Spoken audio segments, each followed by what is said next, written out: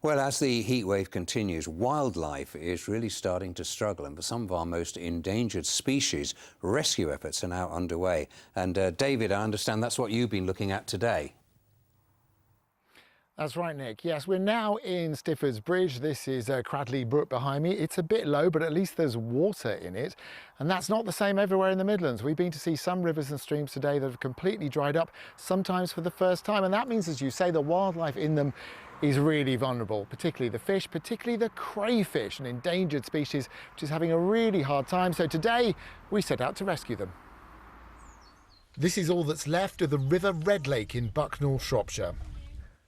The river has never dried up like this before, but it's not completely gone just yet. There are puddles here and there. There's one down here. And inside those puddles, there are hundreds of endangered crayfish that need rescuing and taking somewhere safe.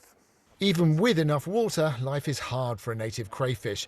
Invasive American crayfish are taking over, and then there's crayfish plague, which is easy to spread and devastating to the crayfish themselves. So these native fish are really important. So how are they coping with life in a puddle? For these crayfish, they're really not used to being in sort of these small pooled areas. They like sort of cool, cobbly rivers, so it's rough for them at the moment. There's a lot of bit larger ones. They'll get the best spots, and the ones that you can see moving around now are sort of turfed out to try and find their best, coolest, moist, damp spot, really. We found a lot of otter spraint in the area as well, so they're a lot easier for us to rescue, but also otters to pick up and herons.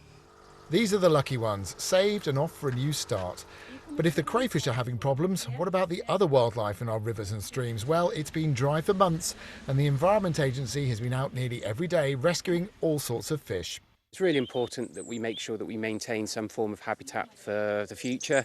When we've got situations like we've got at the moment with very low flows, the fish will just go and die, and it will take years for them to recover. So if we can get them out and put them back in a sustainable location, when flows do return, they can come back to the area and rehabitat and spawn. Smaller, younger crayfish will be left behind. The hope is they'll survive in the moisture that's left, and when the rain returns, so too will the crayfish to Redlake River. So as I said, we're in between sort of Malvern and Worcester here, and we're not far from a secret location where we release those rescued crayfish. I can say they are now happily settling into a new location with lots of water and also hopefully fewer otters and herons as well. So it's good news for these ones, but they are the lucky ones. I'm afraid we saw quite a lot that simply aren't going to make it. So what everyone wants, including the crayfish when it comes to wildlife, is a bit of rain, I'm afraid. Back to you, Nick. David, thank you.